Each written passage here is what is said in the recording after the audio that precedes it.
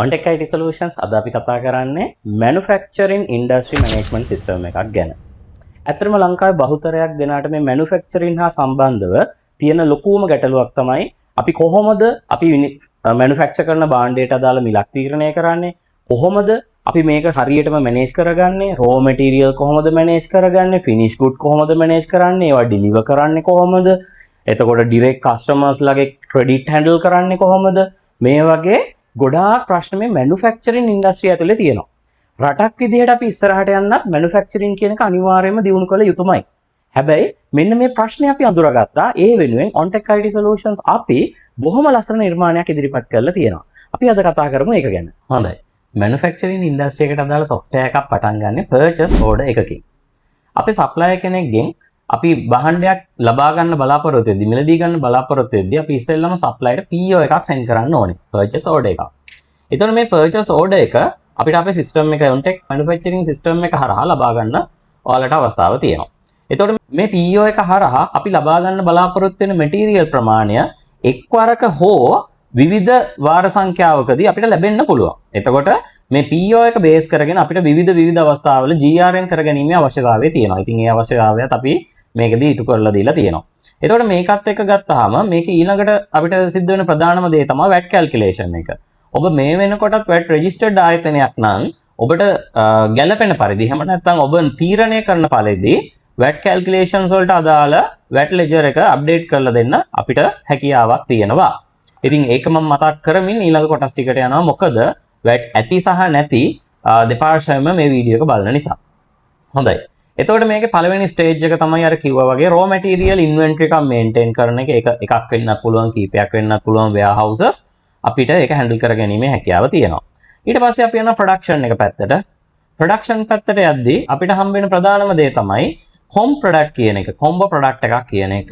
ඒ කියන්නේ අපේ finish material, finish good එක. එහෙම නැත්නම් finish product එක නිපදවන්න අවශ්‍ය කරන raw material pack කරලා හදන costing part එක. ඉතින් මේක විවිධ ආයතන විවිධාකාරයට කරනවා. ඒ වගේම තමයි විවිධ ආයතන වලට ගැළපෙන පරිදි මේක නිර්මාණය කරගන්නවා. ඉතින් ඒකටත් මේ අවශ්‍ය හැකියාව අපි සිස්ටම් ඇතුලෙන් අපි ඔයාලට හදලා දීලා තියෙනවා. එතකොට ඊළඟට අපිට යන්න තියෙනවා මේකේ ඔපරේෂන් part එකට. ඔපරේෂන් එකේදී අපි කරන්නේ manufacturing වලට අදාළව batch එකෙන් batch එක අපි production එකක් start කරන එක.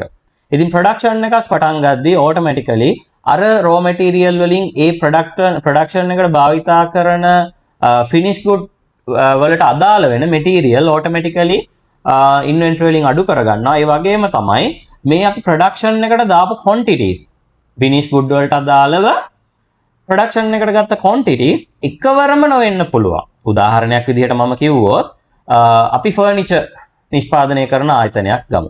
එහෙම නැත්නම් ආහාර ද්‍රව්‍ය වෙන්න පුළුවන්, garment factory එකක් වෙන්න පුළුවන්. production එකට එකවර අපි කෑලි pieces 100ක් production එකට ගත්තට සමහරට මේ 100ම එකවර finish වෙලා එළියට එන්නේ නැහැ.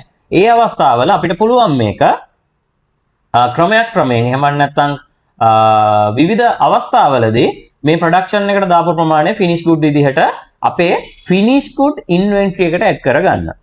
ඉතින් මේ production එක වෙන අතරතුර ඒ කියන්නේ production එක start කරන තැන ඉඳලා production එක finish good එක එළියට එන තැන දක්වා ඔයාලට අදාළ කරන ඔබතුමාන්ලාගේ එහෙම නැත්නම් ඔබ ආයතනයේ තියෙන procedure එකට අනුව status handle කිරීමේ හැකියාවත් මෙතන අපි දීලා තියෙනවා. ඒ කියන්නේ garment factory එක ගත්තොත් cutting stage එක තියෙනවා, sewing stage එක තියෙනවා, QC stage එක තියෙනවා, packing stage එක තියෙනවා. එතකොට අපි සාමාන්‍යයෙන් තවත් ආයතන කීපයක් ගත්තොත් අන්න ඒ විදිහට ඔව stages ඒ කියන්නේ production stages manage කරගන්න system ඇතුලේ අපි අවස්ථාව දීලා තියෙනවා. ඉතින් මේක අපි regularly නොදී තෝරා ගන්න අවස්ථාව දීලා තියෙන්නේ ගොඩාක් ආයතනවල තියෙන human resources ඌනතාවය එහෙම නැත්නම් අඩුවීම නිසා. ඉතින් ගොඩාක් වෙලාවට stages maintain කිරීම ගොඩක් ආයතනවල කරනවා අඩුයි. අන්න ඒ නිසා. Okay. ඊට පස්සේ ඔයාලට තියෙන ගැටලුව තමයි මෙන්න මේ මම accounts part එකට ඊළඟට එනවා. ඊට කලින් මම මේ production එකේ output එක සහ ඒ සම්බන්ධයෙන් කතා කරන්නේ. හොඳයි. මෙතනින් එහාට ඊළඟට වෙන දේ තමයි මේ finish good ප්‍රමාණය මෙතනින් එහාට කොහොමද අපි sell කරන්නේ? ඉතින් මේක ආයතනයෙන් ආයතනයට ගොඩාක් වෙනස් වෙනවා. බහුතරයක් ආයතන wholesalers ලට විතරක් කෙලින්ම direct sell කරනවා. එහෙම නැත්නම් courier කරලා direct selling කියලා අපි ඒකට අදහස් කරන්නේ. එහෙම නැත්නම් තවත් සමහර ආයතන තියෙනවා මේක distribution විදිහට expand කරලා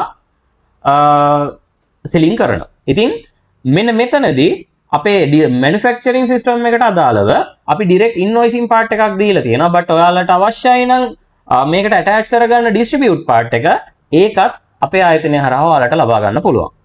ඉතින් මෙතනදී අපි කතා කරේ සාමාන්‍ය raw material එකක් finish good එකක් දක්වා යන විදිය. ඉතින් දැන් අපි කතා කරමු මේක accounts part එක handle වෙන්නේ කොහොමද කියලා. okay. පළවෙනි දේ තමයි accounts part එක පටන් ගන්නෙ supplier ගෙන්. අපි supplier ගෙන් PO කරලා payment ගද්දී අපි supplier ට සමහර වෙලාවට සමහර අවස්ථාවන් වලදී advance pay කරනවා. ඒ කියන්නේ PO එක base කරගෙන advance pay කරනවා. එතකොට අපි advance account එකක් වෙනම maintain කරනවා. එතකොට ඔයාලා දැනට දීලා තියෙන සියලුම advance එක record වෙනවා.